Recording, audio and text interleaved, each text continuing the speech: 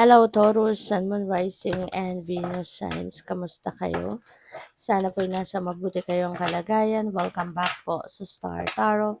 At kung bago kayo rito, welcome din po kayo. Please subscribe, like, share my videos, and leave me a comment kung naka-resonate kayo. So first card ni Taurus, we have faith. Sabi dito, humanity and benevolence. Stay calm, trust the good in yourself and others, and see the light in the world. Diba? Trust the good in yourself and others. Diba? Kalma lang. Diba?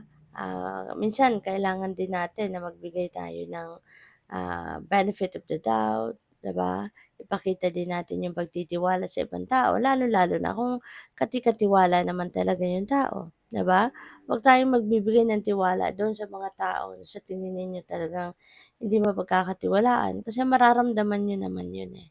No? You will definitely feel if someone is talagang deceiving or kung manloloko talaga, 'di ba? O lalo-lalo na kung meron ng ano 'yan, markado na kumbaga na gano'n nga, manloloko nga, 'di ba? So, 'wag na ka talagang magtitiwala sa mga ganyan, 'di ba? So, 'yun, magtiwala ka kung ang tao ay katiwala, 'di ba? Tsaka try to calm down kasi baka ang iba sa inyo sobra na kayong magagalitin, baka nauubusan na ng pasensya, yung mga ganyan, no? What else? We have Diana, focused intention. Think about what you desire, set your sights high, and expect the best possible outcome. Ayan. So, isipin mo, no? Be sure. Siguraduhin mo sa sarili mo kung ano na nga ba yung ano mo. Ano na nga ba yung gusto mo. Ano na nga ba yung gusto mong ma-achieve sa buhay? Ano na nga ba yung gusto mong makamit, no? Sa buhay. Kaya you really need to think about what your desires are, 'di ba? Para din na malaman mo, na ma-figure out mo kung ano na yung gagawin mo, 'di ba? At saka dapat, 'di ba, set your intentions high, ah, hindi lang yung intentions kundi yung ambitions, mga ganyan, ano? Kung ano yung kaya ninyong gawin, 'di ba? Kung ano yung sa tingin ninyo kayang-kaya ninyong matupad, then go for it, 'di ba? Yun ang isipin ninyo. So we have Lady Venus, downloads and understanding. Truth is being revealed. Deep insights are coming from heaven and the astral realm. So may downloads of information, and inspiration. So pay attention kayo sa mga intuition ninyo. Minsan din, ginagamit ng universe yung mga signs, symbols, omens, mga ganyan, synchronicities to guide you and to give you, guidance, 'di ba? So, yun, pay attention kayo sa mga yan. Alright? Pay attention kayo because the universe and the rest of your spirit team will be sending you downloads of information sa ngayon and inspiration to guide you. Okay? Kung ano na yung dapat ninyong gawin.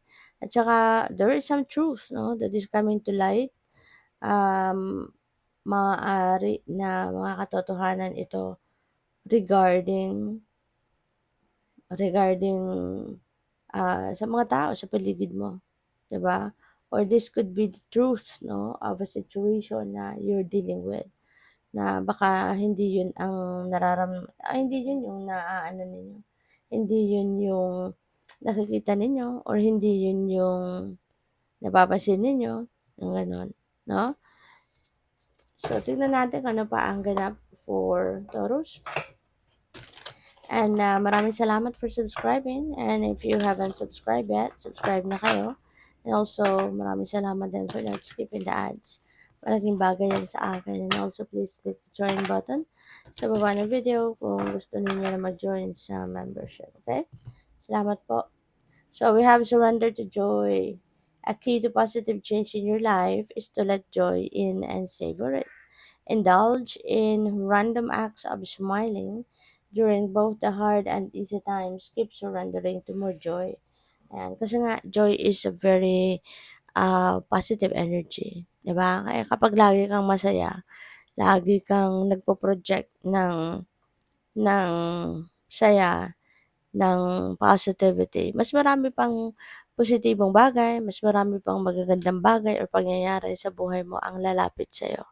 Kaya mas magandang mag-surrender tayo sa saya, 'di ba? Para wala nang lalapit sa iyo na problema, wala nang lalapit na kalungkutan, mga ganyan. So we have surrender worry, ito maganda rin ito. Sabi dito, make a commitment not to lead an anxiety-driven life. When worries arise, breathe them out of your body. Focus on the power of your heart and have faith that Spirit is guiding you always. Okay? So, huwag ka na mag-alala. Okay? Huwag kang mag-alala. Ialay mo na lang yan sa divine. Ialay mo yan sa universe kung ano man yung mga ipinag-aalala ninyo. Kasi unang-una, worry is a negative energy and worrying is not going to give you anything na mabuti or maganda. Kasi negative siya eh. 'Di ba? So, hindi mabuti or hindi maganda yung dulot nito sa buhay mo. Kaya mas magandang mga ganyang pakiramdam, ialay mo na lang yan sa universe. Ipagdasal mo yan, lift it all up to God, 'di ba?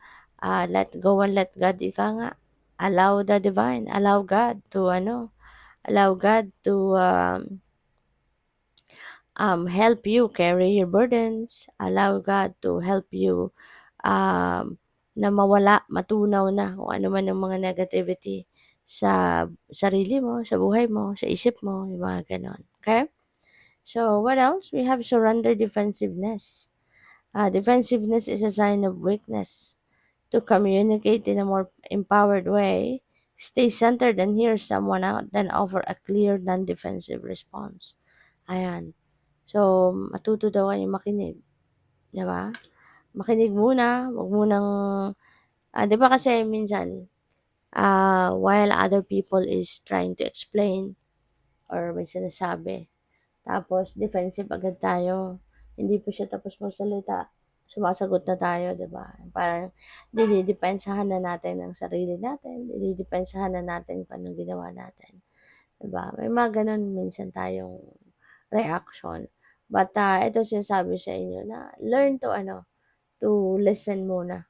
Pakinggan mo muna what other people has to say, 'di ba? At saka ka na sumagot. Tsaka ka na magsabi ng kung ano man yung saloobin mo or kung ano man ang kung ano yung reaction mo 'no, sa sinabi niya. But, 'wag muna tayong wag na tayong muna mag-butt in, 'di ba? Habang sila yung nagsasalita, habang siya yung nagsasabi, nag-e-explain din ang side niya, 'di ba? So, good luck. Thank you for watching. Love and light. Namaste.